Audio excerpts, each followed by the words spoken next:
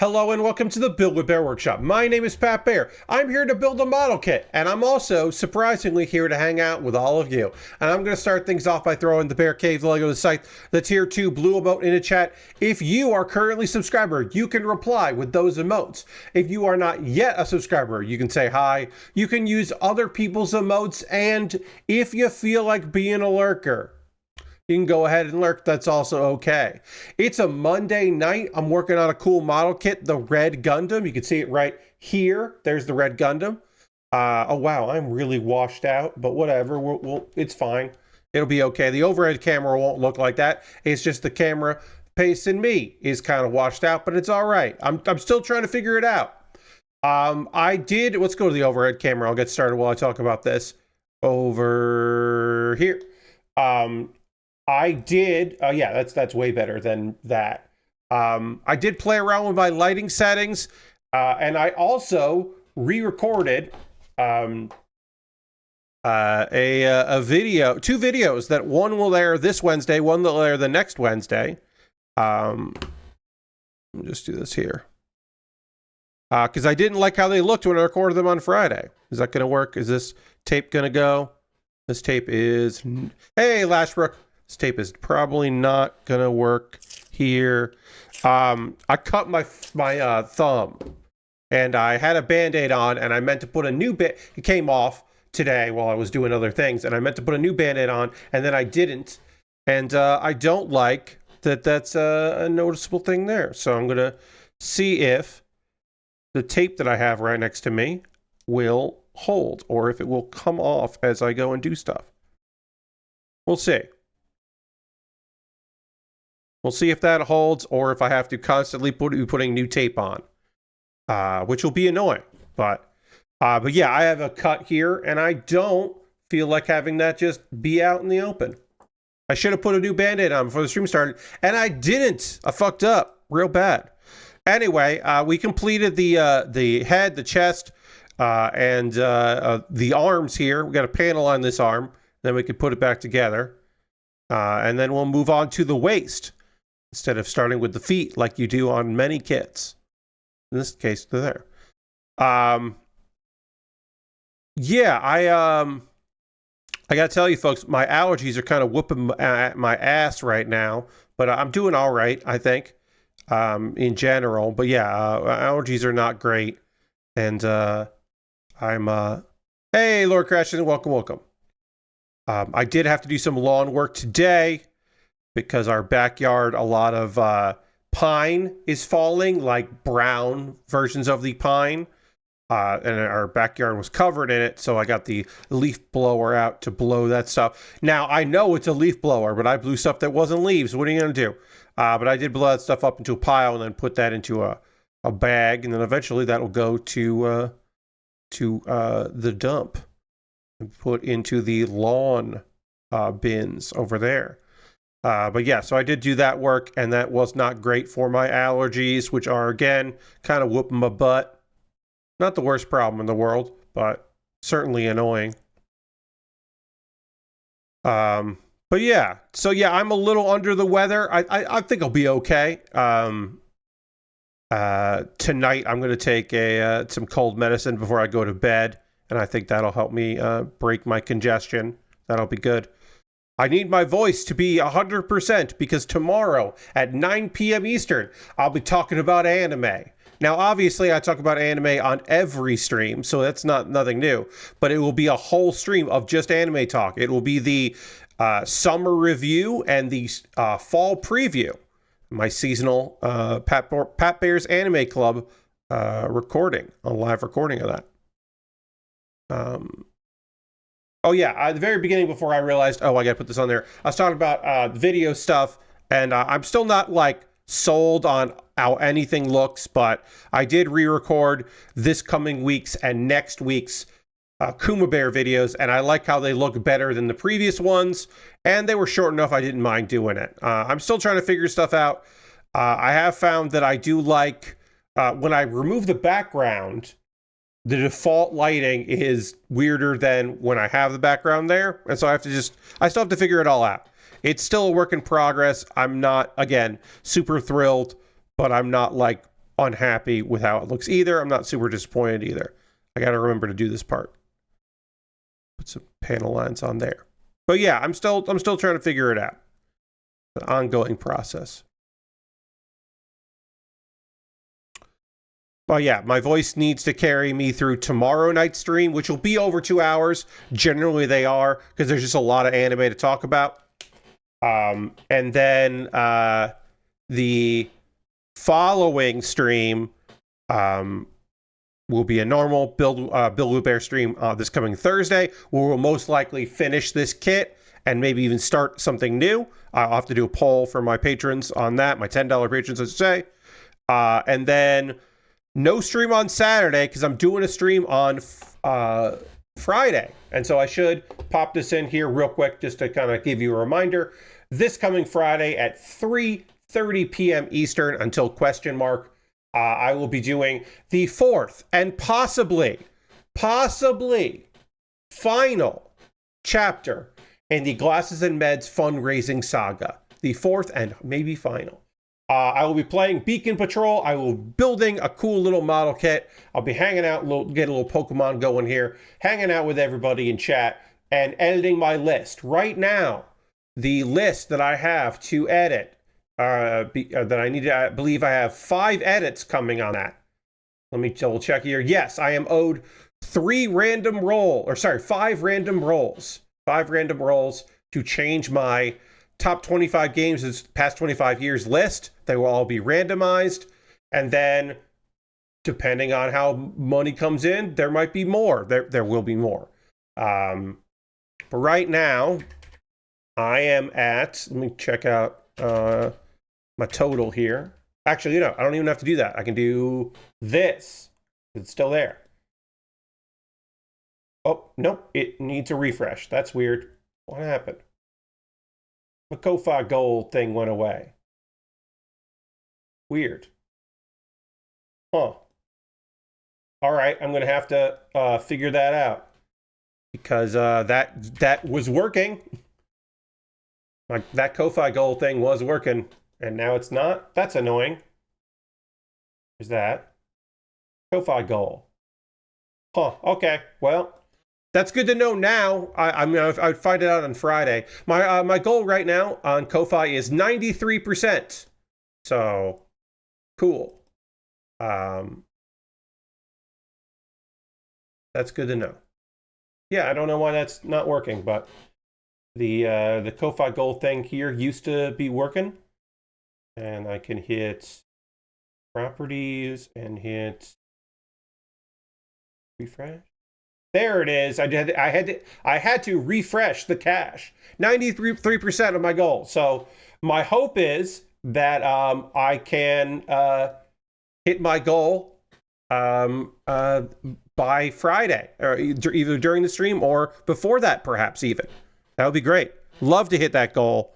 Love to be done with this. I do have enough money to order meds. New meds have been paid for, so the rest will go towards glasses, which would be fucking great. Would love to get a new prescription and new glasses. It's starting to be a bit of a problem, so it would be nice for that to be a bit of a solution.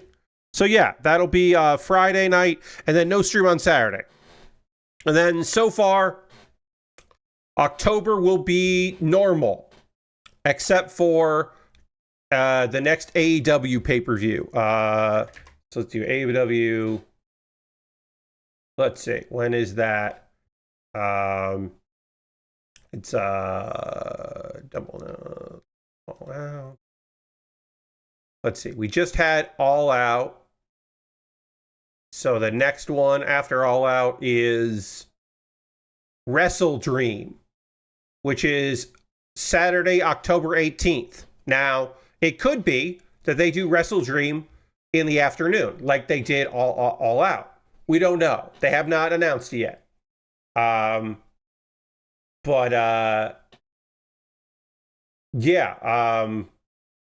Hopefully if it's during the day, then I'll do my normal stream time. If it's like early in the evening, I won't stream. And if it's that evening, I definitely won't stream because I like to watch it with friends. Do I like taking streams off? No, I don't like to take streams off. I like to keep my schedule because it is a genuine privilege of mine that so many people spend their evenings 2 hours, at a time with me.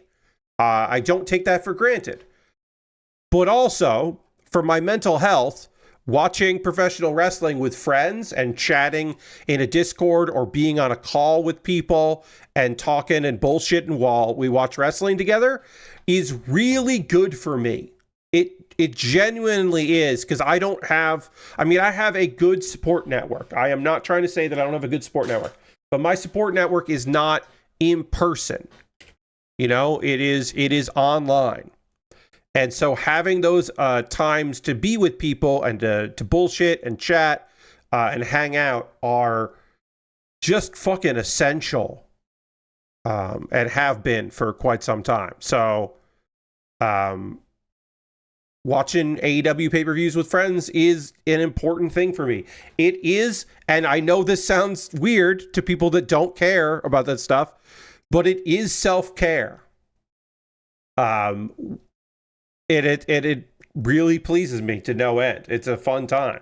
So I just watched last night with a couple people some professional wrestling, some pro res, Joshi professional wrestling from Tokyo Joshi Pro Res, and that was a really good time to hang out. Saw my girl Arisu Endo win her first singles title in AEW and Tokyo Joshi Pro Wrestling. She is now the International Princess Champion, which is phenomenal. Good for her. She has now been the tag champ, and she is now the international champion, which is like their secondary belt. And then someday, she'll win the whole damn thing. I don't know when she'll win it, but she will win it. Urahara Wakana also won her first title in Tokyo Joshi Pro Wrestling. And also on that show, Mahiro Kiryu won her second ever title, the DDT Iron Heavy Metal Weight Championship, which Mahiro is renamed the Mahiro Man, because Iron, IRO in Iron is also MAHIRO in Mahiro. So she has renamed the belt. If you are unfamiliar with that particular title, it is defended 24/7. It is as long as there's a referee. It is a belt that can change hands in the course of another match, and it is one of the goofiest things in professional wrestling. And I say that complimentary. It's a compliment that it is a goofy thing. But she won that belt. I'm very happy for Mahiro. She did win it briefly previously in another match, and lost it the same day. That happens quite a bit. She also defeated a pillow in order to win that title, because a pillow was used to pin someone, and that pillow became the champion. It is not the first pillow to win that belt. It will not be the last inanimate object. An apple has won. A piece of fish that someone quote unquote choked on has won. A towel has won numerous times. Specifically, Minoru Suzuki's towel has won that title because he used it to choke someone out, so it went to that. Another belt has been laid on top of that belt and won before. A chair, a falling ladder, a Christmas tree, school children, many different animals, different school children, individual school children, and also a group of 3 children won at once. Professional wrestlers of all shapes and sizes. Jack King, who is a YouTuber that covers professional wrestling, has won that belt. announcers, various employees of AEW have won that title. Referees who were not working have won that belt. It is one of the goofiest things in pro wrestling, and I love it very much. And my favorite, one of my favorites, Mahiro, has won that belt. I'm very proud of her. And then she almost immediately, when she got home, took a photo of the belt with her cat, which is on brand. We love that for her. All right, waist has been added. Now we got to work on, looks like we're going to build the whole right leg and then build the whole left leg. No, yeah, we're just going to build it from the ground up. There will be stickers that need to be applied, which is fine. You know, it is what it is. We'll do that. This kit has, a lot of stickers. That's okay. I knew that going into it. I wasn't shocked or surprised when I was like, oh shit, stickers. It is what it is. Got some news stories out there. Some things to talk about in the world of gaming. Some Xbox consoles are going to go up in price. That happened last week. That was announced, or it was announced last week that that's going to happen. My advice to you is, if you are interested in a modern, current-gen console, you've been thinking about picking one up, you should buy it as soon as possible. Perhaps, you want to wait. If you're going to wait on anything, wait to see if there's a new, different bundle for the Switch 2. Because maybe you don't want to play Mario Kart, so you don't want to get the Mario Kart with that bundle. That's the only change. And even then, you got to do that before the holiday. $150 between the 1 terabyte and 2 terabyte models of the Series X. Yes. Consoles are going to be more and more expensive. They are not going to go down in price. Yes, they used to go down in price back in your day. They would go down in price. They are no longer going to do that.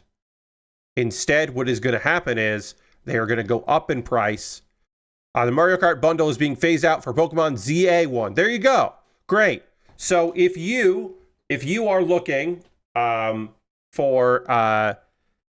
get a Switch 2, you might want it, and you prefer to have a new Pokemon game instead of the new Mario Kart,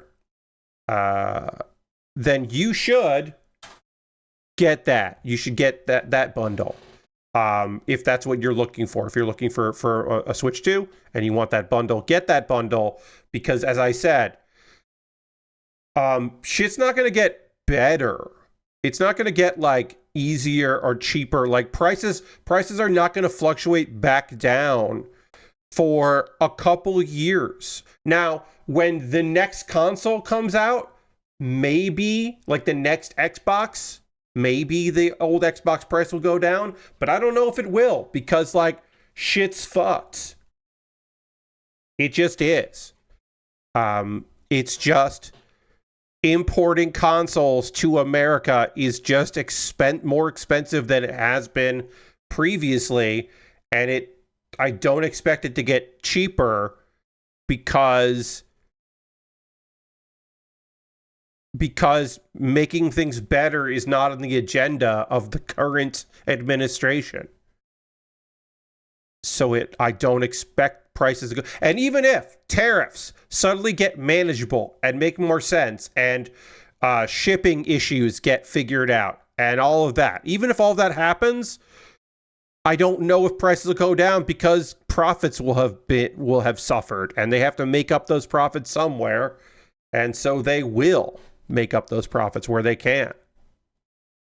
Just think that everything's going to be more expensive for a very long time.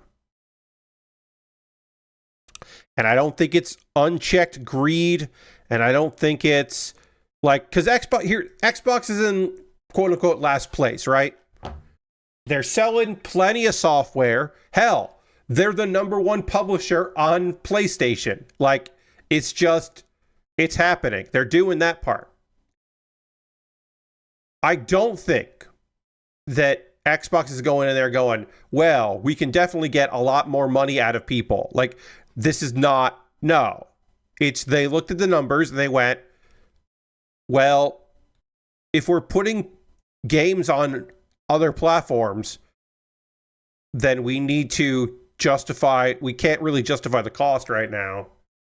Well, we're just going to have to do this, and people that want the consoles are going to pay that money. And that's the bottom line of it. And is that good? No. None of it's good. None of this is good. But it is, unfortunately, the reality that we're in. All right, I have to put tiny stickers on this leg, so I'm going to do that. I'm going to use my X-Acto blade and apply tiny stickers to this leg. Here's 1, 9, 10, 11. Right. Anyway, there's been a report of some details about the Perfect Dark game that was supposed to be coming out. And it sounds like it might originally, and again, it was, things got scrapped, but originally that one of the things they were thinking of doing was doing like an episodic release of it. And kind of like the release of Hitman, where stages came out, like you bought the game, but they got released, and that like gave them more time to finish some of them and to take feedback once it was out in the wild world. Not like episodic, like Chapter 1, just that like they were going to sell the base game with, you know, and some content was going to be rolled out episodically, is apparently a thing that they were thinking of doing with that game, which I don't know how that was going to play with people, but it's kind of interesting. And there's other things that came out. These are based on leaked documents, so who the fuck knows? And then also, there was a little bit more info about how 2K was looking to try to get publishing rights, and then that was just a jumbled mess, and it didn't work out. But they were thinking, at least thinking about publishing the game.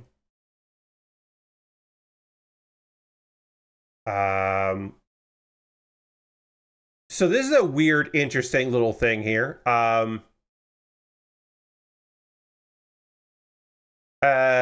Zero Caliber 2 is a shooter. And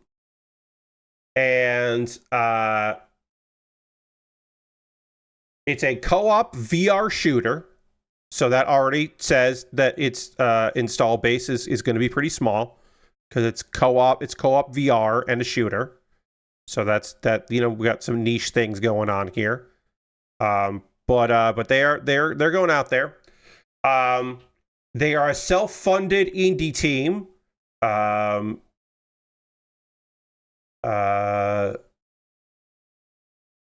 they wrote an update to Polygon, or they wrote a recent update. We'd love to make the launch price as low as possible. So it's going to start, it started at $30. And for every 10,000 Steam users who wishlist it, it will drop a couple dollars. So if it hits 100,000 wish list people on the wish list, then the game will be $15 when it launches. And that's interesting. Who knows if that's going to work? I should look this up. I'm going to look this up and see what they say on Steam for this. Let me just check out Steam here and look for this game and see. Zero Caliber 2 remastered from 2025. That what we're talking about here? Yes. Let's see. A milestone was reached on the 22nd. It is now a game that costs $26.99. It is down from $30 to $27. So that's interesting. So that means that they have hit 25,000 wish list. And that. Who knows, right? Who knows if that's going to succeed? Obviously, the wish list to having the game thing like that, is a metric. Really, what it comes down to is having a lot of interest on your wish list just increases the likelihood that Steam might recommend it to other people. And so this is, I think, a fairly benign, fairly interesting marketing strategy. Will this pay off for them? I can't tell you. Again, this is a co-op VR shooter. So I don't know what the ceiling is for that. But it is an interesting idea. And maybe it, if it hits the right people, right? Like, that's all you need. And one way to hit more people is to get buzz. So, like, maybe that'll fucking work. I don't know. I thought it was an interesting idea, and I was like, ooh, I want to talk about that. So we did. We talked about it. We're here talking about it. Maybe it'll be a real hit. It'll really hit and get people talking about it. I mean, we're talking about it. By we, I mean me. I'm talking about it. Hold on one second. Here.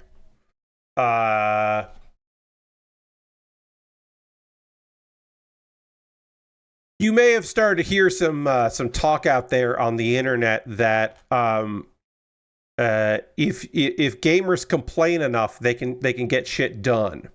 That sometimes all you need to do is be loud enough, and you can get your way.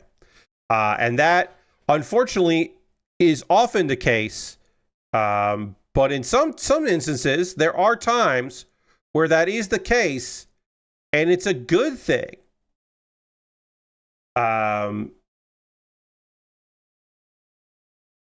There was a thing last month. The devs of Bloodlines 2 announced at Gamescom that the sequel would arrive on PC and consoles in October, and people were really psyched that it was actually finally coming out because it's had a long way to get there, and then it was announced that the DLC was going to be paid DLC, which happens. That makes sense. You want to expand the game and all that. But some of the DLC was access to being in vampire clans, which, look, I am no expert when it comes to Vampire the Masquerade. I have played Vampire the Masquerade both in video game form and in like actual playing around, playing the fucking game form. I am no expert, but I am certainly familiar with it, and I can tell you that putting a full-fledged video game, having the vampire clans behind a paywall is terrible. And it wasn't all 6, but it was 2 of the 6. So basically it was just like, it took away a lot of freedom, and these kind of games have a ton of freedom in them. That's no longer going to be the case. On the 17th, there's a description. The executive producer on the game thanked fans for the quote-unquote frank feedback, which is a nice way of saying y'all yelled at us a lot, which, yeah. The game's premium edition DLC, before converting, none of the clans will be locked behind a day one DLC paywall. He also praised the devs for helping to create 2 new story packs that will now be included in the premium edition. So basically, they added content, which you can buy or not buy, depending on if you want it or not, in place of, so they can still get that premium shit out there for the extra $30. And then if you don't want to pay for those, you don't have to, but you're not limiting the clans you can be a part of. So, like, again, I don't want to get super into specifics here. There are people that are more knowledgeable about these than me, but I will say, if 1/3 of the clans is behind a paywall, then like an extra charge, then day one, then fuck you. So I think they made the right call listening to feedback, aka them getting yelled at. I think they were right to. And you know what? I appreciate them taking that feedback. Because that was real dumb of them in the first fucking place. So good on them for recognizing, oh wait, we should not do this. Let's hear from Marco Berman. Thanks to our community for the frank feedback on Bloodlines 2 in the Premium Edition. The feedback made it clear. La Sombra and Toreador belong in the base game, so that is what we're doing. We'd also like to thank the Chinese Room for their quick turnaround on the concepts for the post-launch story packs. We're constantly impressed by their creativity and skill in weaving enticing narrative threads that expand the main stories of Bloodlines 2. The new 2 story packs are Loose Cannon, which is a sheriff story, and The Flowers in the Flame.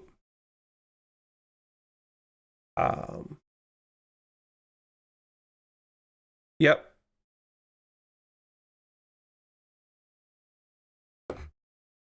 So yeah, October 21st, you can play Vampire: The Masquerade Bloodlines 2 on Xbox, PS5, and PC. So if you're looking for that, that's when that shit comes out, and you don't have to pay extra money to get access to clans, which is cool. I remember thinking that the La Sombra were a pretty cool clan. I don't remember enough about it. I should get a quote from Jacob Burgess, who has written for Vampire the Masquerade on this. I don't know if he's made a public statement. He probably hasn't, since he has written for the games in the past, but the paper games. But maybe he has a comment on them. Let's see. Other news stories. Again, we didn't talk news at all on Saturday, and we talked barely any news on Monday because we had wrestling to talk about. So I do have a bit of news. Mondays are usually my catch-up day for this kind of stuff. So I got a bunch of stuff in there I can chat with you about here. Let me get this this piece connected here. Does it go like that? No? Go higher? How do you work? Oh, you must go like that. Okay. Oh, that's kind of neat.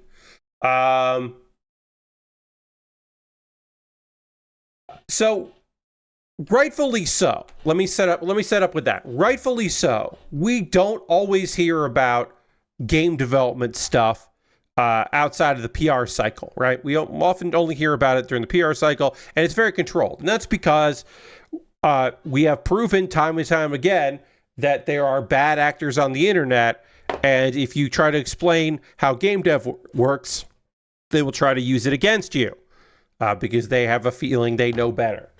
So when we do hear stuff, even if it's a part of the PR cycle, it's always interesting to hear about dev tools and custom stuff that gets made. So there was an interview with the design director of Battlefield 6 and a producer from DICE. And they had an interview with Kotaku. And they talked about Battlefield. Again, this is part of the press stuff here. And trying to balance maps and how they explode. Lord Crash says, people on the internet don't know everything? What? I know, right? Crazy, I know. I know I'm saying some wackadoo stuff there, but that's true. The interviewer, in this case, that's Zach over at Kotaku, was just like, hey, you can blow up stuff in interesting ways on maps, like as far as balance goes for all of that. Do you have a tool to just destroy everything on the map or something? Like, does that come up? Is that something that y'all need? And they got the answer. Yeah. it's a button that you just press. And so then Zach's follow-up was, is it fun to hit the button? And apparently they both laughed and said, it is fun. It usually causes some big meltdowns in teams working on performance because we designed the maps not to be instantly triggered, like every instance of destruction all at once. And the button was pressed a few times, and there were some raised eyebrows that we were doing for sure. And this is a joy. Now, it's sometimes hard to do this on a Zoom call or on a phone call. One-on-one, in person, even with a team around you, that usually where you can get this kind of stuff. This is the shit I personally love in interviews. If I can take it, I'm not talking about Battlefield 6. I'm not talking about Kotaku's interview, PR cycles, anything like that. I'm talking purely from the standpoint of, as a guy that has done interviews before, that has done interviews with people who have done many, many interviews over the course of a day or a week or a month. Is Zach the first person to ask about the big button? I don't know. Is he the first person that asked, hey, is that a fun thing for you guys? He might be the first person to ask that. And what we're seeing here is probably, not certainly, don't quote me on that, but probably a genuine response to an anecdote they haven't told before. And maybe they'll start telling this anecdote and go, we actually have a button that does this funny story, and it'll become a thing. But to them, it might not be a thing that they even imagined. Oh yeah, people would want to know that we have a button that just blows everything up, right? They might not know that's something that people will be interested in because it's just the thing they do. But now that the Jeffrey Chubb, which is a great name, 2 B's, Chubb, from DICE, was just like, it might have just been in a moment, jogged a visceral response of like, oh yeah, that is fucking cool, right? Yeah, it's pretty cool that we can do that, huh? It's just a fun moment that I was really enamored with in this story, of just like the realization of like, yeah, it's kind of pretty cool, huh? So you also have a follow-up where Zach goes, you should release GIFs of the maps completely blown up after the button. They're like, oh yeah, and Zach is correct. Zach is, well, Lord Crashington, that's not going to be in the game. It's a tool. It's a dev tool, right? Look, you're not going to be able to, there's not a button in the game that you can press and everything explodes. I'm sorry if I didn't explain that properly. This is they were asking about a dev tool that they have to destroy the map so they can see how that works. That is not a hidden feature in the game that they've now spoiled. It is a dev tool that is a cool little thing. And they could make animated GIFs or videos or do a video of that happening to be like, like as marketing. And so Zach did give them a marketing suggestion, but I think that's really fun. So basically, Frostbite has a button in it, in the engine, that lets you blow up the map. And that is playtesting it in its destroyed state, right? Because the map, objects and infrastructure in the maps blow up as you play the game, so that way they could play test the game, like the map, when it's the most blown up. And what you didn't have to have people do is get it in that state and then say, okay, now we need you to give us your feedback on this. Forget everything you did to get to this point. They can just go to it, which is like, I think, a very smart way to go about it. I think that's a cool idea. A map is having like multiple states, and they can just show you the final state. You can see what is the worst case scenario. Is there enough cover? Do we need to add some more things? Do we need to bring some more assets in the final stage? Is it still fun to play? So that's why they have the big button. It is not a thing. Now, Could you imagine a world where they make a physical object within a map that will detonate everything? Maybe they're going to figure out that that's fucking fun. I'm sure the teams that worry about frame rate wouldn't love that because it sounds like that's a disaster for that. But as a in-game tool, that's pretty great. I think that's pretty neat. I don't know. And again, this is dev stuff. This is nerdy dev stuff that is a cool thing to find out that they have that ability. That is a cool bit of business. Hopefully, people won't overreact about it and make wild claims and accusations and nonsense and be like, well, they talked about this button and it's not in the game. They lied to us or whatever because they didn't say it would be in the game. It's just a dev tool. So hopefully people won't have bad faith bullshit about it. Hopefully, I don't know.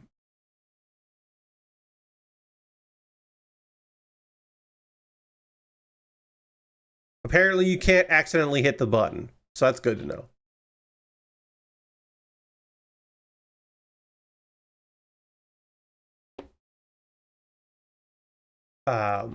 But yeah, I thought that was a fun little bit of business.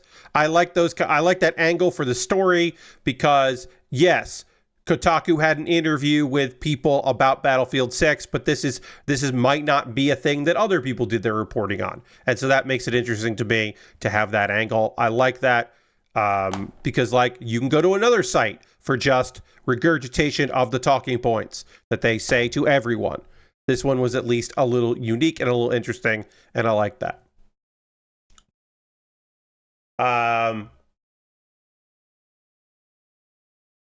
So here's the thing I don't quite understand. And I don't know if I ever will. I use Discord for like community stuff for myself. I have a Discord, as you know. I blog to other people's Discords, personal Discords, Patreon exclusive, like content Discord things. Like I have a few of those. But businesses, game developers, publishers, they have Discords too. And I don't want to join a Discord for a game or for a dev team. I just don't. That's just not something I'm interested in. I'll follow them on Twitter sometimes or Blue Sky or something like that. Maybe I'll sign up for a newsletter. Sometimes, they're done well. I know there are community managers out there that are sad that I won't join a Discord for the game or the games that they publish because that's part of their job and they have to go and do stuff on the Discord. But I don't know. People are parts of Discord. Rockstar has a Discord. And on September 19th, they posted the message simply, Rockstar Games acknowledging a bug involving a GTA Online weekly challenge that was supposed to unlock a piece of in-game clothing for those that completed it, but it wasn't working properly. So that's normal. That's patch notes, right? Hey, we found this, but we acknowledge we have this bug, right? That's just something that gets posted, right? That's just posted, and you put it in there in the like announcement section, and some people put a smiley face or a angry face emoji in there, and it's just what it is. Well, that wouldn't be a news story. It's a news story because the next line that they put in there was the @ symbol and then the words here. And that means they pinged every single person that is a member of the Rockstar forums on Discord, which is over 65,000 people. And when I get a ping in a channel, it's like a red number or whatever. And it's like, oh, there's a ping on that channel. And usually it's a here. Sometimes it's an @ like somebody was like, oh, hey, I'm replying to the thing you put in there or whatever. Or it could be that someone is just like, do you know about this, Pat? And they're like trying to get my attention on something. and that's cool. But if you're in the Rockstar community and you don't really even check that Discord that much and you get a ping, you might think that it's something to do with GTA 6. And obviously you're fucking wrong. And also, why would you get pinged about it? What are you talking about? But people were like excited that the @ meant that something exciting was happening. And then they got in there and found it was just a patch note. And, we were aware of this issue. And so people were excited, and then they were less excited. And some people were mad.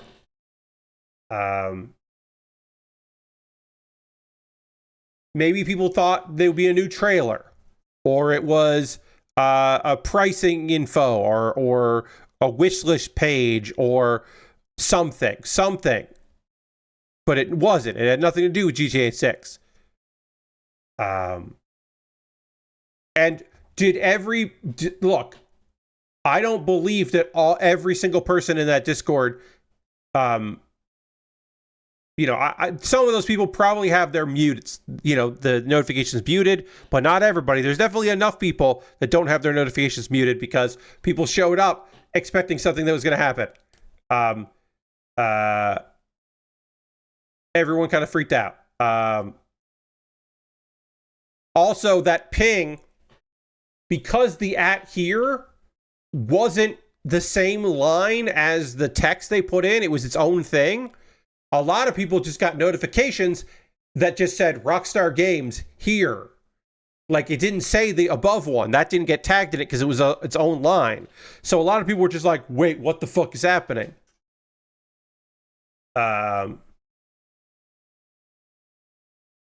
So a lot of people were just like, why? What the fuck? Shut up. Why? And it was just buzzing on that. And so then people were like, weren't sure why people were mad. So they had to scroll up to find why people were mad. And when they scrolled up and figured out that's why people were mad, they then in turn got mad. And it became a vicious cycle. And it's kind of goddamn amazing. And it just goes to show you, don't be part of Discords. Don't join game or game company Discords. It's just a nightmare.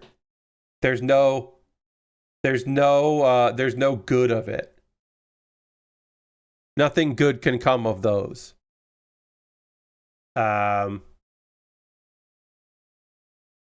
Rockstar was reached for they tried to get a comment from Rockstar and they didn't. Don't be in a Discord that uses the @ everyone ping too much. Yes, Lord Gratiton.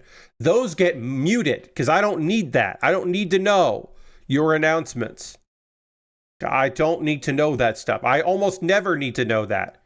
Yes, I'm in a Discord of a friend's channel and he pings every time he uploads a video and every time he goes live on Twitch and YouTube. And guess what? When he does multi-streams, it's 2 pings. And I have muted those because I don't need to know when he goes online and when he uploads videos from Discord. I will find out other ways. Yeah, he is excessive about pings, and so I just mute it. Because I'm just like, you know what? I do not need these things.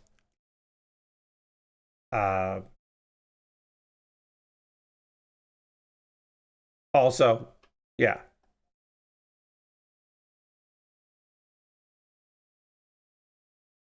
I want to read some of these. It says, OMG, bro didn't. Hello? Okay, bro. Ping? Yo, what the fuck? Hello, what's good? Chill. Hey guys, why? Oh no, what? Ain't no way, boy. What? Aloha chat. These are just people responding in general, freaked out about this goddamn announcement not being an actual announcement, and I find it to be endearing. Somebody just was like, people want. All I can imagine is people were like, somebody just thought that people would really want to know. Maybe they didn't realize what @here did, the person that did this. I don't know. I can't begin to fully understand why someone would do this thing. But they did fuck up in a way that I find charming.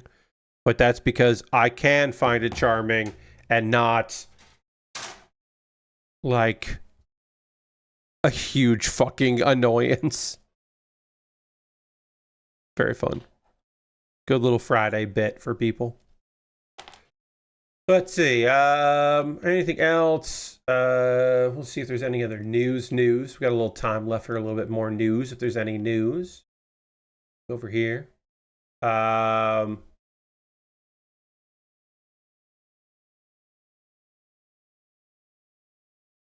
Oh. The Steam Deck is on sale. The $400 LCD model will be 20% off for 2025 fall Steam sale.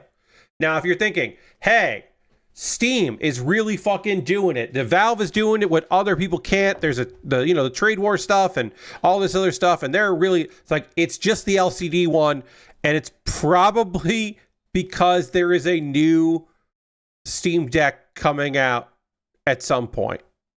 When is the Steam Deck the new version coming out? We don't know, but it definitely sounds like they've got something coming out pretty soon. So the 256 LCD model will be $320 as of now, as of today, 22nd. Yeah. The 512 gig OLED is still $550. The 1 terabyte OLED is still $650. And it is a discount which leads into the Steam Autumn Sale, which starts on the 29th and runs to the 6th. But it's probably because there's going to be a new Steam Deck coming out. It's not like they're like, step it up because Xbox is increasing their price or whatever dumb shit I saw today that people were speculating that's why they were doing it. I'm like, nah, they want to advertise the Steam sale. They've got inventory because this is the least popular version right now because it's a cheap one and it's the LCD screen, and they got inventory coming in. I don't know if I would read that much into it. They had sales on Steam Decks before. Yes, Lashbrook, this is just because Valve had a bunch of influencers come out to Valve to look at something. And we don't know what. And Valve doesn't invite a bunch of people to come look at a thing that often because they don't have to, but they invited a bunch of people to Seattle, none of who, yes, that's the VR headset probably coming out. But you can also imagine a world where there is more Steam Deck stuff also coming out. Because I will say this, not everyone that went to Valve is a VR influencer. Some of the people they brought in are just YouTubers. And it could be that they wanted them to talk about that as well. They did invite some people that are not VR evangelists, I meant to say. I said evangelicals, I meant to say evangelists. But yeah, I think it's just they have some on sale, and maybe they have a new Steam Deck coming out. But this is not a console war element, which some people were really trying to sell the idea of.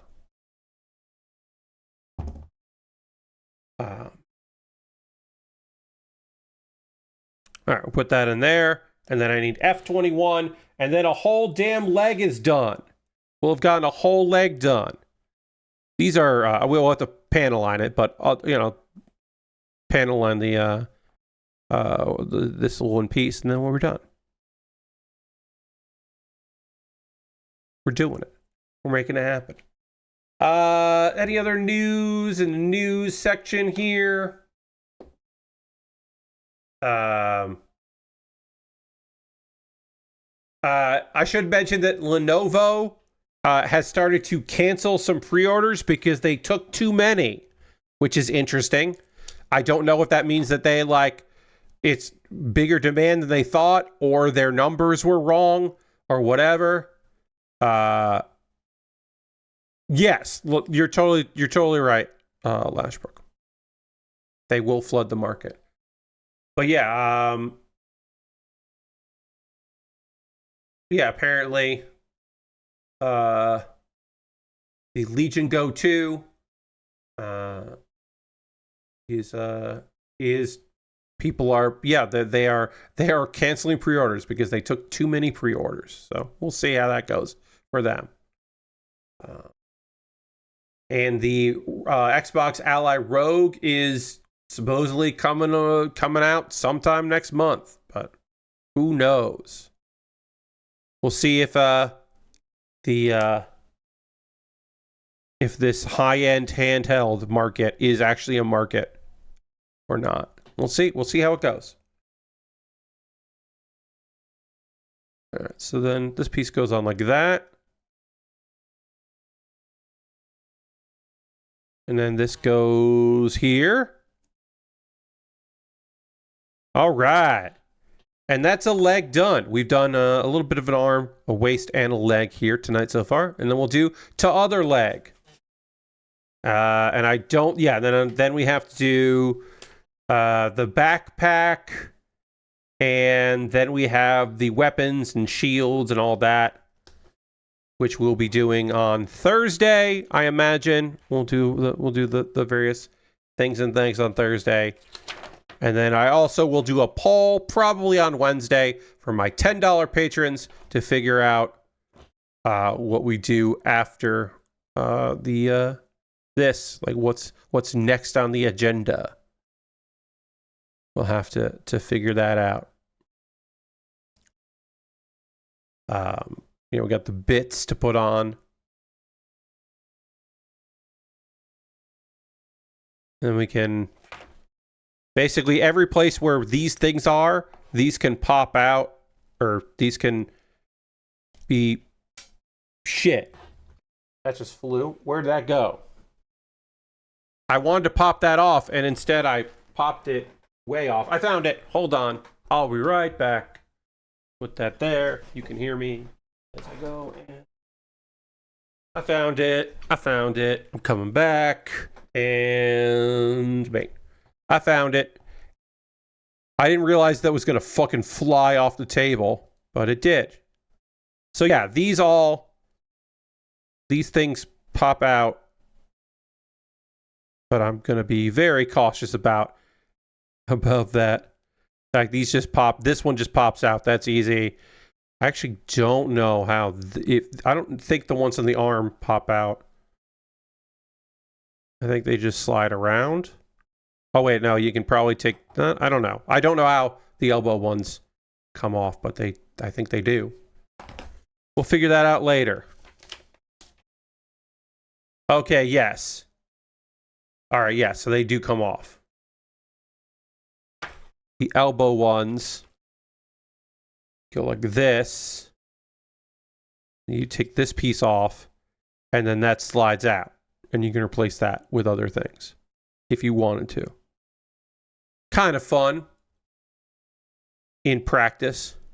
We got a gun, got a ball and chain. We got some beam sabers. The beam saber color here is a very nice clear pink. This is a really fun looking pink, like a magenta pink, I think. It's neat. It's a good color. I like that. Got two of those. But yeah, obviously we gotta keep working on the other leg, because we did one leg, we gotta do the other.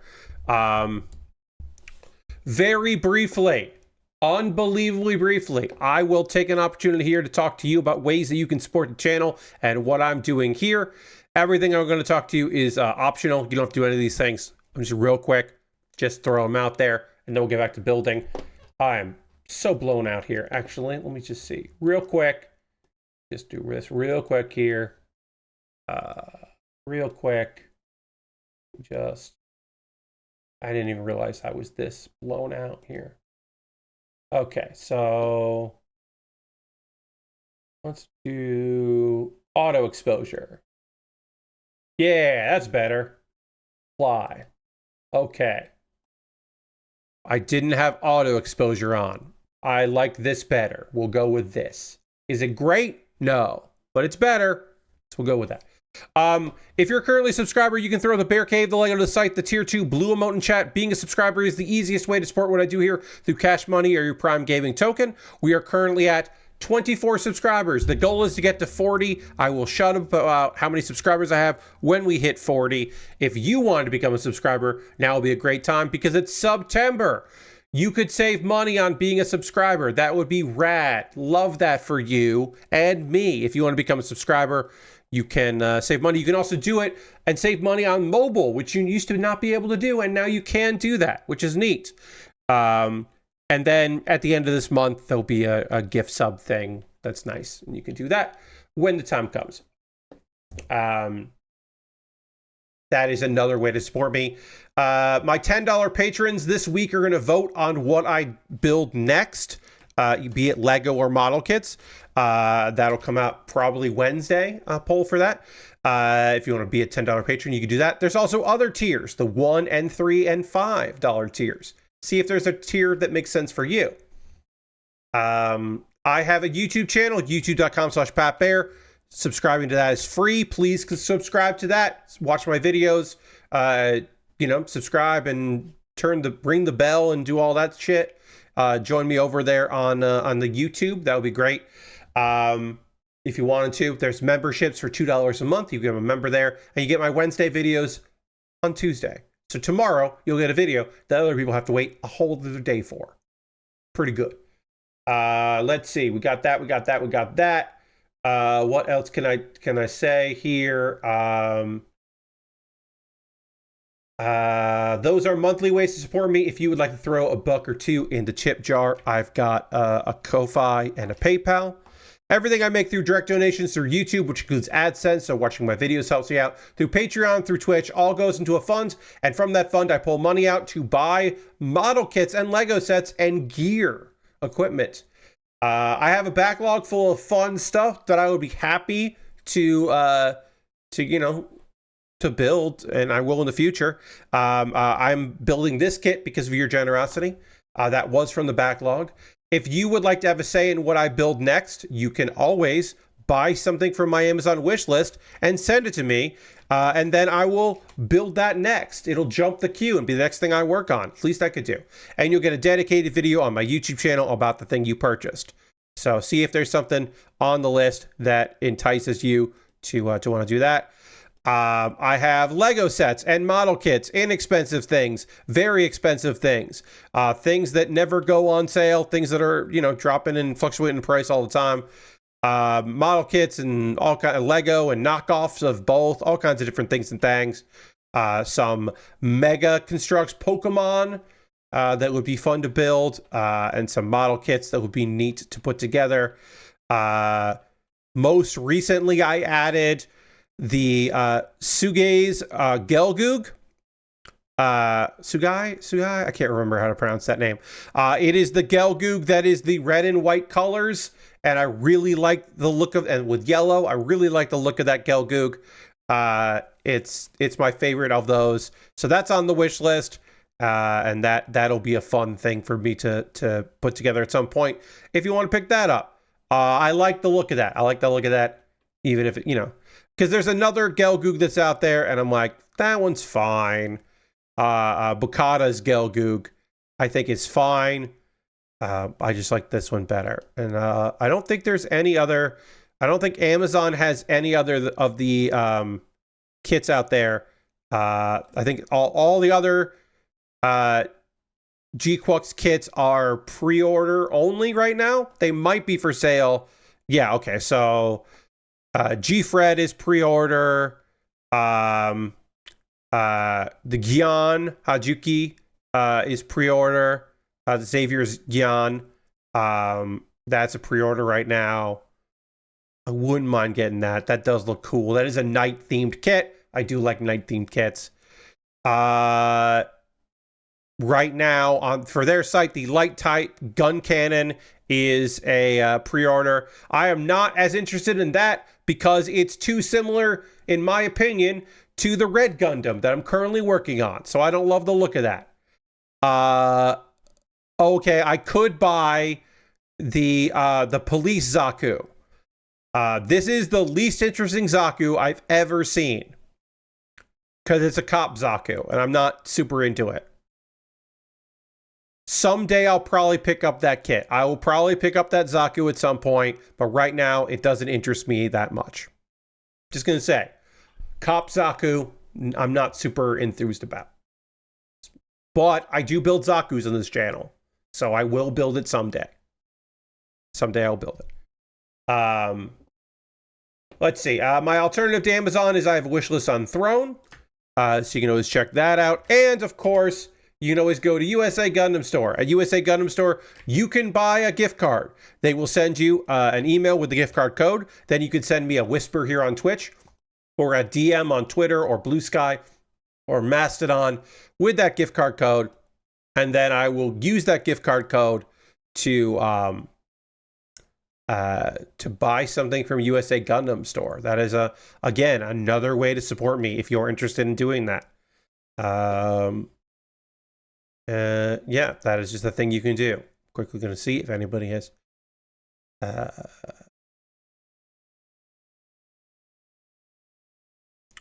okay, great. I have a Discord. If you want to join me on Discord and hang out in the Discord, you could do that. We'd love to have you over on the Discord. That is a way to support what I do here without spending any money. Fun little place. Pat Baer's Anime Club. I'm recording a new episode tomorrow. So you could see that live as it happens. If you missed the previous episode of Pat Baer's Anime Club, it's technically Pat Baer's Manga Club, because I talk about manga in that one. Manga with weird premises. One of my favorite video series, ongoing series I do within a series on Pat Baer's Anime Club is talking about weird manga. And so watch that video, and maybe you're going to find out your next favorite manga. Or you'll go, wait, what? I'd be very confused. Kuma Baer is my anime recommendation series. Every month I have a different theme. The theme for this month, currently, is Isekai. And so I talked about Skeleton Knight in Another World, which is a very fun, dumb isekai that I was happy to chat with people about for a minute. I've got one more isekai that on Wednesday will go out there so people can see that. But if you want to watch that, please do, because I will say a bunch of people watched that video. It did well for me for my Kuma Baer video, so I was happy to see that. I'm going to see. I haven't looked at it in a couple of days. I'm too focused on numbers. But I also like the things that I'm putting out, so I'm happy. It's a win-win for me. Yeah, that's good. Okay, Skeleton Knight in Another World did almost 1,300 views, so that's good for me for Kuma Baer. Pretty good. We'll see if the last one does as well. Maybe it will. And then, yeah, that's good. I'm excited about that. I hope people tune in for that because I think they'll like it. All right, now's the part of the stream where I'm going to talk about some manga that I have been reading because it's Manga Monday, and then I'll talk about some anime that I have been watching. One anime series. I'll do a quick recap on Ruri Rocks.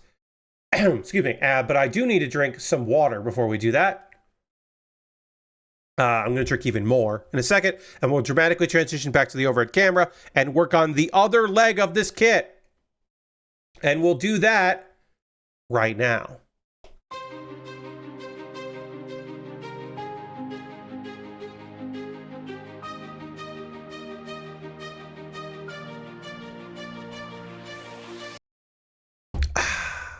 All right. Excuse me. Pardon me. All right, we're going to work on this other leg here, and I'm going to talk to you about two manga that I have been reading quite a bit lately. The first one is called My Wife from the Neighboring Country is So Cute, I Don't Know What to Do, which sounds like it is a dumb romantic comedy, and it is. You might not also know that it's an adventure series and also probably an isekai. Now, we don't know for sure if it's an isekai or not. 11 chapters into the manga, I am making an assumption that this is also an isekai. So our main dude is, he's like the third prince of a kingdom. And he's basically just like, he's a prince in name, but in reality, he doesn't really do anything in the government running the country. He is basically the equivalent of a duke, and he guards a territory. Now, he guards that territory so fiercely that he is known as the Winter Bear of Tidros. That's the country that he is a member of. He's not as handsome as his older brothers take after his mother and are striking. He's more of a bear, you know, he's the wolf or bear, but he's just more of a gruff guy. But anyway, he does get set up to marry this like woman from a neighboring country who he went to her previous wedding where the wedding was called off. It was like a party before the wedding. So basically she is like made out to be the villainess. She is the one banished, all that. But we don't really see any of that because we're not seeing the story from her perspective. We're seeing the story from his perspective. So we don't know what's going on. Turns out she's gorgeous. This fucking dumbass didn't know what he was doing. She's smart and great. And he is, so that prince was an idiot. Yeah, and it turns out that she is unbelievably gorgeous and smart and cool. And they're like taking it slow and trying to figure things out. And so it is a bumbling road to comedy, but also like there are issues out there that need to be contended with. Like there is turns out that like his childhood friend has always had poor health, and it's because his diet is bad, and she like recognizes it and like tells him what she needs to do and uses words that they're not familiar with, but we are as the audience. So we get the sense that like, oh, this girl like is a reincarnation or something, right? Or she like assumed a body. Something is going on. And it's cute and sweet. It's incredibly tropey, but because it's from his perspective and not hers, I think it works way better than if it was just a typical like, and we were just like hearing her thoughts the whole time. Instead, we're hearing his thoughts where he's like, just does not know how to talk to a woman, does not know how, like, what to do, but is clearly, like, unbelievably overprotective. And it's very clear that she had a really rough time. And he recognizes that she was isolated from the people that she knew, and she was trying to do the best for her country and all this and all that other stuff. And, like, so now our guy is trying his best to like give her a good life. There's an assassination attempt on her, it is a great little story, and I think like really fun because we're seeing the world through his eyes. There was another isekai story that I was reading a while back, and I feel like I might have talked about it on stream, and I can't remember, so I apologize. I can't remember, but it was also another isekai, but from the perspective of like the guy, and it was like a guy who the villainess had been expelled, and he went with her, and now they were husband and wife, and it turned out that she was definitely from like another from Japan, and it was just him like observing his wife and trying to figure out what was going on with this woman as they kind of fell in love with each other. Slowly. And it's really cute too. And we got to see him be like exceptional. And he was also a guy who had been like, he'd been banished along with her, but like it was another one of those stories where it's just like, oh, and then because you got rid of these people, this country is fucked and doomed. Like, way to go, everybody. You really boned this one. It's interesting. All right, put that there. So yeah, my wife from the neighboring country is so cute. I don't know what to do. Is very fun, and a good viewing. And then we jump to another manga that is a banished story. That's called Let's Establish a Sand Kingdom with the Magic of Sand. So our story begins with a guy getting dumped into a barren wasteland of sand, a desert. He is the prince of a country. He has been exiled because his power is too weak. He just has sand magic. And what the fuck? Who cares about sand magic? Says the people in the country that doesn't have any sand. And I know what you're thinking, which is, well, if you have the power to control sand and you're in a desert, that sounds like you could do a whole lot of cool shit. And you'd be right.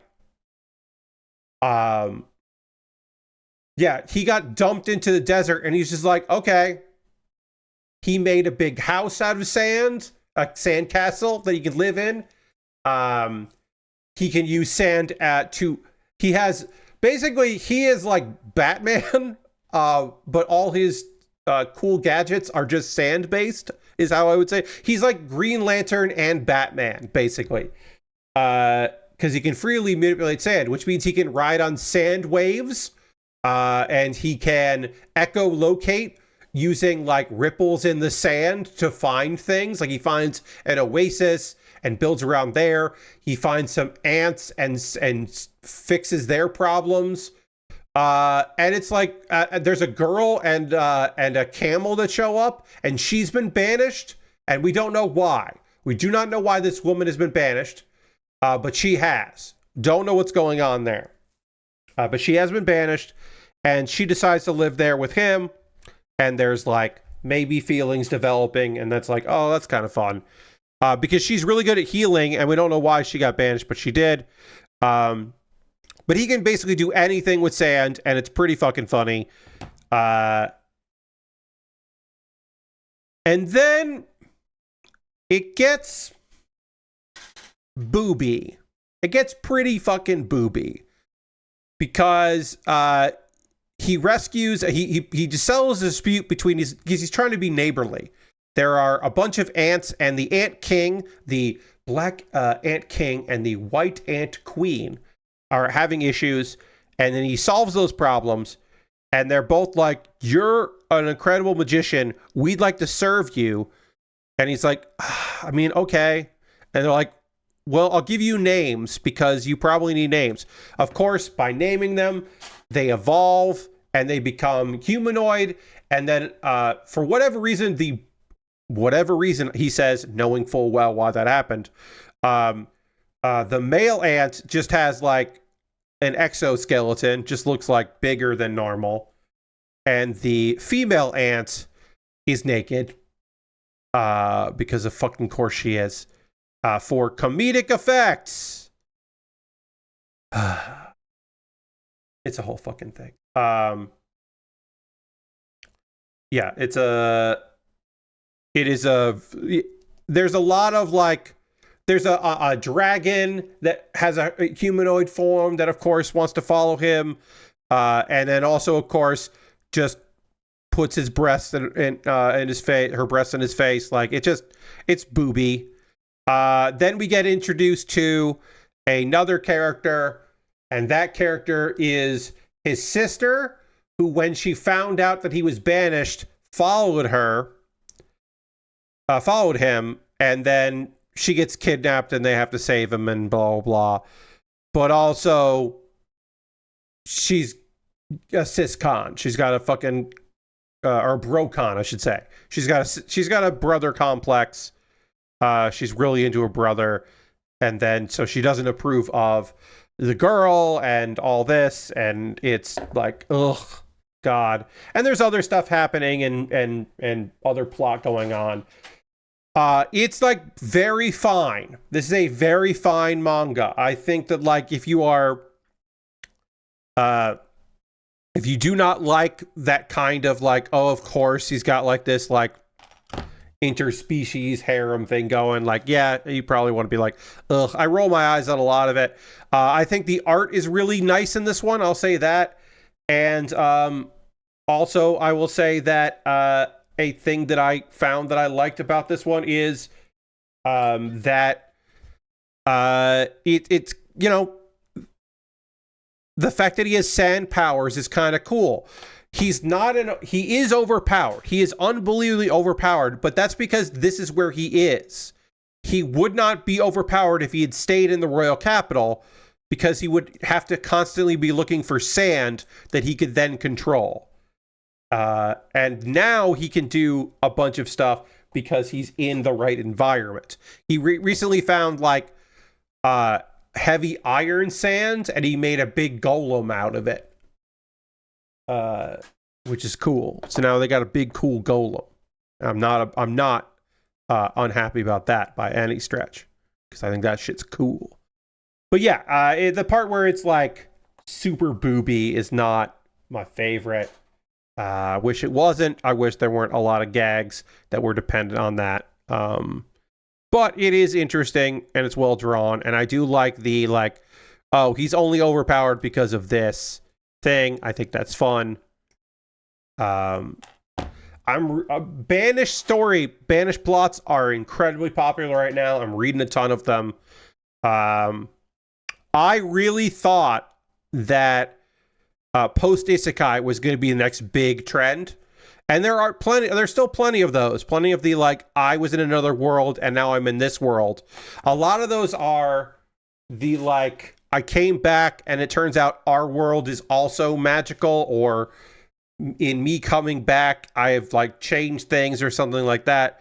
There's a guy who like survived in a fantasy world and came back, and the world he came back to is full of zombies, and there's stuff like that, and I think they're fun. And I thought that was going to be the big trend, but it turns out the big trend is just do the fantasy part, but don't make it an isekai, just make it a banished. That is incredibly popular, and there are a lot of them, which I think is okay. There could be a lot of them. I think that's all right. It is what it is. So yeah, I'm reading all those. Those are 2 manga that I have been reading. My wife from the neighboring country is so cute, I don't know what to do. And let's establish a sand kingdom with the magic of sand. Which is, yeah, good enough. I think both of these are good enough and fine. Maybe the next manga club, I'll recommend a fucking banger. I should do that. I should talk about a real goddamn banger that's out there. Instead of manga that I'm like, yeah, this is some good manga. All right, the last of these stickers is going on here. And now I'll talk about briefly this episode of Ruri Rocks. I don't have a lot to say about this episode of Ruri Rocks. This is episode 12 of 13. In this episode, Ruri is looking through some stuff left by her grandfather and finds a bunch of like some kind of weird device made up of crystals and copper wires, and it is a crystal radio. And Ruri and Shoko and a new character. They added a fucking new character in episode 12. Aoi try to recreate it. But they need the right mineral for the detector on the crystal radio, so they're trying to like rebuild it. And they find a germanium diode, and that confirms that the build is right. And they go to a shrine to get proper reception with the crystal radio. And apparently this shrine is connected to Ruri's family. And maybe in the 13th episode, we'll get more details about that. Look, a lot of this episode is going into detail about how crystal radios work and all of that. Like I said, I skip a lot of this because it's so detailed. I can't imagine I can't imagine reading this manga Like, I know the mangaka like is really interested in this subject, but I think it's like probably too goddamn fucking technical. Like, it might just be too fucking technical of a thing. I don't know. Maybe I'm wrong. Maybe I'm like other people are just loving it more than me. I think it's cute, but I think it's maybe too on topic and on subject. And I would like a little bit more of character interactions, I guess. I don't know. But that's for this episode of Ruri Rocks. I'm going to finish it. I got one more episode to talk about next week, so I'll definitely finish it. I just don't know. I'm just not as into it as I know some other people are. It's not going to be one of the 5 anime I talk about for Kuma Baer, because next month's theme is 5 shows from this season that I think are really great. Just worked out.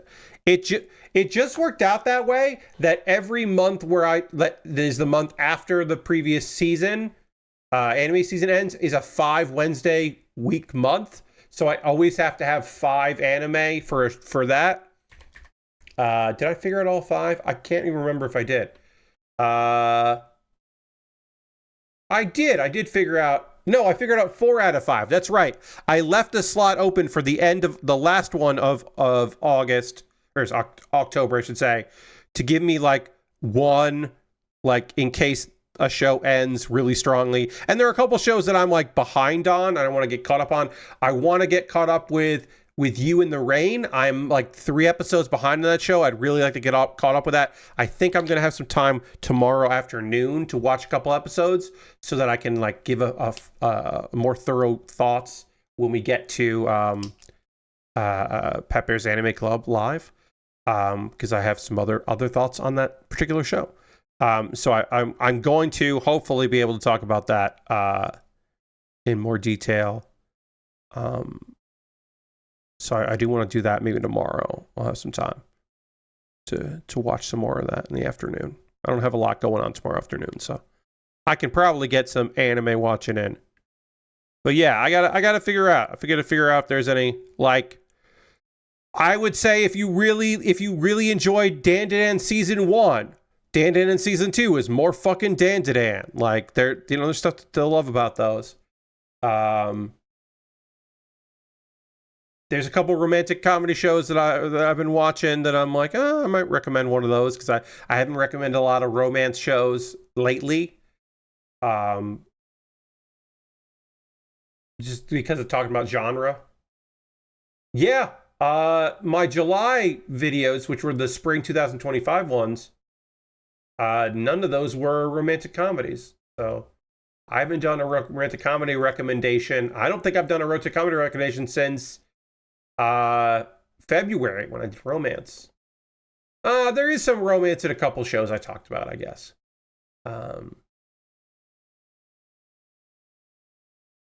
Talked about 2000s anime and mecha. Yeah, Vision of Escaflowne has some romance, so there's a little bit in there. Rock is a Lady's Modesty does not have any romance, but it has a lot of expression of hormones, I guess I would say. That show's so fucking good. God damn, that show's good. Check that shit out if you haven't. If you didn't see Rock is a Lady's Modesty from the spring season, you gotta check that shit out. You should watch that. It's on High Dive. The dub is, I don't think the dub is done, but they've been doing the dub. So you can watch some of that dubbed if that's your preferred method of watching anime. That's going to be on my top 10 list. I'll say that. I don't know. Obviously, we still have the fall season, right? The fall season hasn't even happened yet. I can't say for sure. I did a video where I talked about my top 10 at that point. And so I can compare and contrast that later. But just thinking about the shows this season, Kaiju number 8 season, because it's that might end up on there because the second season of that is really good. That could end up there. I'm looking at what I said for the winter 2025. Sakamoto Days probably won't end up on there. Zenshu could end up in my top 10 for sure. From bureaucrat to villainous, maybe. Orb was so fucking good. Orb on the movements of the earth is definitely a top 10 for me. Yeah, that's gonna be top 10. And then Rocket Lee's Modesty, maybe Catch Me at the Ballpark, maybe G-Quux, like maybe G-Quux makes my top 10. I don't know. It would be weird for me to not have a Gundam series in my top 10, but then I think about G-Quux and how I didn't love G-Quux. I liked G-Quux a lot. I don't think I loved G-Quux. But it probably fits at number 10. Yeah, it probably fits at number 10. I don't have any isekai on the list. There'll be an isekai. Honestly, yeah. I could definitely see From Bureaucrat to Villainous, Dad's Been Reincarnated. I could definitely see that show up on my list. Because that show is real good. It's really fun. From Bureaucrat to Villainous, Dad's Been Reincarnated is real good. That could easily end up on my list. Maybe. I mean, I didn't love it this season as much as I loved the first season, but Reborn is a Vending Machine. Season 2. It's good. I didn't love it as much as the first season. I don't know if Reborn is a Vending Machine would end up on my top 10 list this year. I don't know. I also have to remember what didn't make the cut from last year, so it could show up on my list. I'm gonna quickly look for that while I get the feet together here. I'm gonna quickly look for that because I can't remember what that was. YouTube Studio, and then we'll do 2024. Do top 10 of 2024. There it is. I did not include that on the video here, huh? All right, so play this. Okay. Whisper Me a Love Song. That's the one. Okay. Whisper Me a Love Song could end up in my top 10 list. I looked it up there. Whisper Me a Love Song was not eligible because they had the last 3 episodes or last 2 episodes hadn't come out, and then they ended up coming out like right after the video was up. So it wasn't eligible, but it could be. And I could see putting Whisper Me a Love Song on my list because I think that show did wrap up well, and I think that show was really good. So that might, for the first time ever, a show that I said because all of it wasn't out, I couldn't put on the list, that actually might end up on the list. If you're unfamiliar, Pat Bear's Anime Club, I do a top 10 list every year of my favorite anime. And to be eligible for that, an anime has to come out in that year. So in case 2024, and all the episodes have to come out. So if it is a show that like gets a weird delay, like last year, Whisper Me a Love Song got a delay, basically it's not eligible. Now, a show from the fall 2000 whatever season, I do wait until like really late in the year to make that cutoff. So sometimes if there's a show from the fall season, I might rank it without the last episode coming out. But also, oftentimes, they come out by like towards the end of December into January. There's usually a lot more time. So it ends up working out pretty okay. But if I know a show isn't going to have its last episodes come out, then I just go ahead and say, all right, well, you're not eligible, maybe next year. Zom 100 could have ended up on the list for 2024, But it turned out that last episode wasn't that good, so it didn't end up on the list. It didn't have a. It didn't. The last couple episodes were meh, real meh. So it didn't. Now is the part of the stream where I want to hear from you, friends. What are you watching right now? What are you playing? What are you up to? What are you into? If you're playing any video games or you're doing anything, reading anything, watching any movies, listen to any fucking cool music you want to tell me about. Like, I'd love to hear from you about those things and things. Let me know what you got going on so that I know what's up. Because I like hearing that stuff from you. I will tell you, video game wise, the fucking usual, my guys and gals and non-binary pals. I'm playing Hearthstone. I'm playing Hearthstone every fucking day. I'm having a good time with it. I have a new version of the egg deck, and I think it might be better than previous versions of the egg deck. It's really way more consistent. It is a hunter egg deck because there are a lot of ways. Oh no, druid. I'm sorry. This is a druid egg deck. And that it just makes things way more consistent because there is a 4-cost druid card that lets you pull the eggs out of your deck, and it just works. And there's also a bunch of ways to cheat mana in druid, so you can do the combo faster. And also I'll say that 2020 having taunt does make the deck a little bit better. It's still not a very good deck, but it is a deck I like playing. So I'm playing that.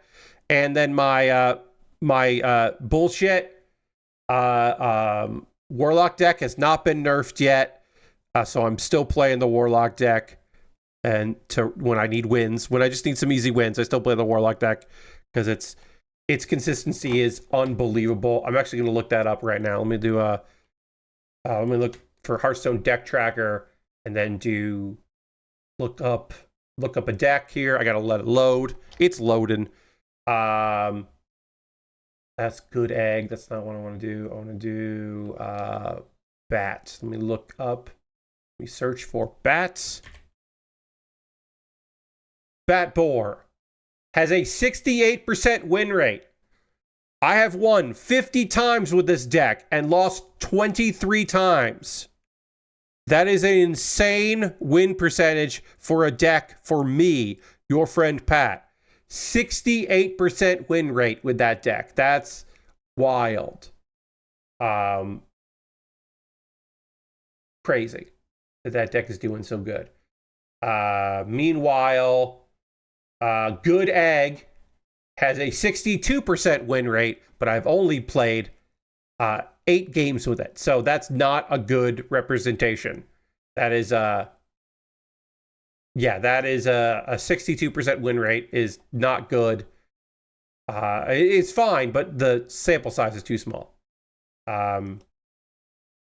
So yeah, that's not consistent. I need to put more games in with that deck to actually see if it's like decent. It's fun though, I'll say that. Dirty says, mostly keeping the head down, watching The Mentalist, and plugging away at Destiny Rising mobile game and Borderlands 4. Hell yeah. Hope you're having fun with those games. But yeah, keep that head down. You know, stay downwind. And then Last Rook says, been putting more time into Street Fighter 6. Had a lot of good games today. Waiting for Silent Hill F to come out. Silent Hill lowercase f. Hell yeah. I hope you're having a good time with that as well. I'm also actually, you know what? I'll say this. I didn't play Nubby's Number Factory today. I wasn't inspired to play that. I had some stuff I need to get done today. And then also I had some things I wanted to do. Some things I had to do and some things I wanted to do today. And I didn't get around to playing any of Nubby's Number Factory, but I'll probably play it tomorrow.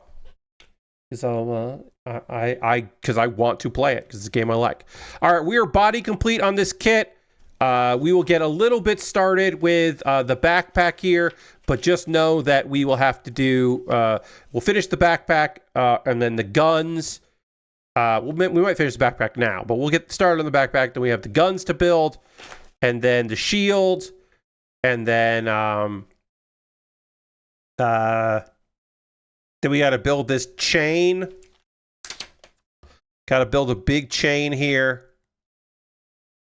Which is very silly. And then also beam sabers, and then our funnels, our bits, as they're called. So we got to build that too. What do they call this thing? Oh yeah, the hammer. They call it the hammer. The big ball there. We'll maybe build the hammer. But yeah, I don't have any gaming stuff that I'm super looking forward to. New stuff. We are going to check out Beacon Patrol on Friday, so I am interested in seeing how that works. I should get that game up and loaded. I'll probably do that on Wednesday. I'll get that going and get that looked at. Let's see. Get a piece out there. But yeah, I don't have I don't have any like big game. The next big game that I have on my agenda that I'm looking forward to is Power Wash Simulator 2. Like, obviously, no surprise, I'm very interested in that. Also, we are one stream away from finishing Is This Seat Taken? And I have not played it since I streamed it because I've really enjoyed playing it on stream.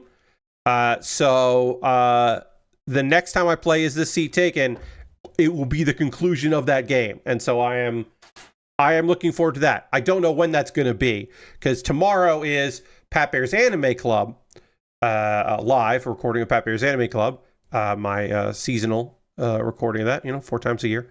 And then the week after that, the last Tuesday of the month, is another stream of matches in WWE 2K25, which I will have to do ahead of time because my computer does not love streaming that game, having that game running while I'm streaming.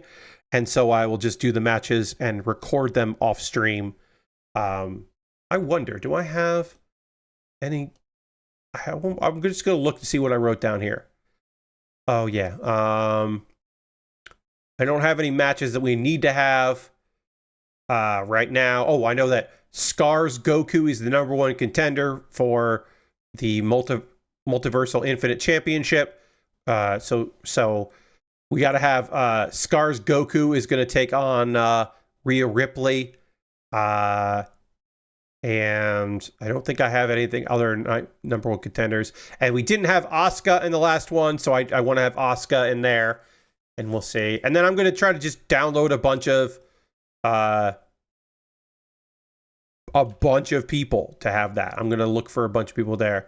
New characters. It's been a while since I looked on WWE 2K25. I feel bad. One of the reasons I haven't streamed much of it is because my computer doesn't like it, like the game, and me streaming the game. So I have to do recording ahead of time, and I'm less interested in that.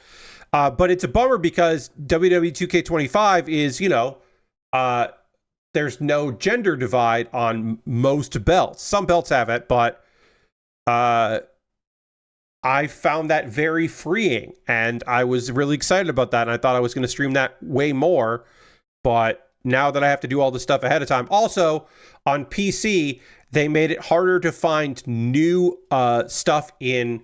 when you go look at Creator Wrestlers, you can look at a bunch of different things for that. Let's see. Don't clip that off. Okay.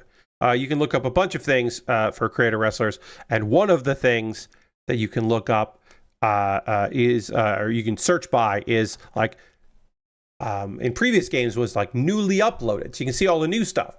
That wasn't in there. It might have been patched in since I last looked, but the last time I looked, it wasn't in there, and that was very frustrating because like that is a thing I'm fucking looking for. I'm looking for new stuff, not just the most popular things. So I'm really have to dig deep to find some characters in there, and that's frustrating. It just makes it harder to find new Creator Wrestlers that are in there. But I will still endeavor to find things because that's fucking fun. And people are still making weird shit in there. Even if I'm not watching the product at all, I still can identify they're doing that. I'm so glad that I didn't get an expensive bundle with the DLC or anything like that. I'm so glad I didn't do that because I just haven't been using it as much. So it's way easier to just grab what I need. C10. But yeah, we'll check some shit out in 2K25 at some a week from tomorrow. So get fucking stoked about it. If anybody else has anything they want to include here and things that you've been up to and into, you know, games you've been playing, shows you've been watching, anything like that, you feel free to let me know. I did a Fiasco one-shot yesterday, and that went really well. I had a good time playing some Fiasco with friends. And then in the evening, watched some wrestling. I talked about that earlier. Watched some Tokujoshi Pro Wrestling, and that was really fun. But yeah, it was a good time hanging out with friends and talking about things and things and playing. And then we played Fiasco, and it was great. Yeah, had a good time with that. Did I talk about what I cooked? I don't think I did. You know what I didn't talk about? The London broil. Oh, marinated London broil today. I broiled it for real low for a while. Really, really tender. Really good. It was a new marinade recipe that turned out really good. That was today. I was very happy about that. And earlier in the week, I did a baked chicken katsu style. It wasn't technically chicken katsu, but it was going for that style because it was baked, not fried. And that turned out great. I didn't have panko, so I used crushed cornflakes, and that actually worked pretty damn well as a replacement. I thought that turned out pretty okay. So yeah. Just getting a couple cooking adventures. Nothing major, just a few things here and there. Do pasta tomorrow. I'm excited about that. For just me, because my folks are going out to dinner. So it's just your friend Pat cooking for himself tomorrow. And I'm just going to do some pasta. Just going to do some, maybe spaghetti. I think there's penne. So maybe some penne. Do that. Penne regatta. Do that there. That'll be real tasty. Real good. Looking forward to that.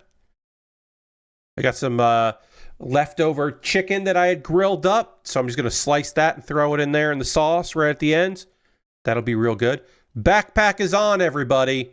We got a backpack on this kit. And then I could put, I'll just put one of the beam sabers on there. I think. Put a beam saber on and we'll call it on there. Because we'll do one beam saber on and one beam saber off. Haha, how's that? We'll do one beam saber on here. And then we'll have the other beam saber being held. Ooh. Nice. Yeah, that looks cool. That's a good color. I like that beam saber a lot. I already mentioned that. I don't mind repeating myself because I think that looks neat. Hell yeah. That's looking fucking good. So yeah, on Thursday's stream, we will continue this model kit where we left off here. We will build the weapons and all that. And then at the end of the stream, we will, when we finish that on Thursday, we will start something new. I'll put a poll out on Wednesday to help decide what that's going to be. At this point, though, we are going to wrap the stream up. We're going to go on a raid. We're going to go find someone doing cool stuff out there and go give them a raid because that's how we always end the stream. We're going to go find somebody. Who are we going to go find? Is it a Merry Monday? Let's see. It is. Mary's playing Baby Steps. So we're going to go hang out with Mary and see what's going on there. I want to thank you all so much for joining me tonight. I hope you will, sorry, let me just real quick here. I hope you'll come along on this raid because Mary fucking rules. So I hope you will come and hang out with Mary over there.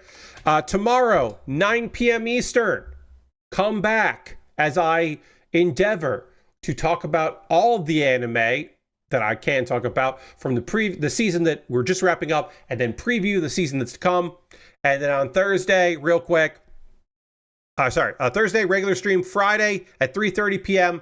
What will hopefully be the last Glasses and Meds fundraiser. God, I hope it will be the last one. Thanks so much for hanging out. Come along in this raid. I'll see you in the next one. Goodbye, everybody. Goodbye.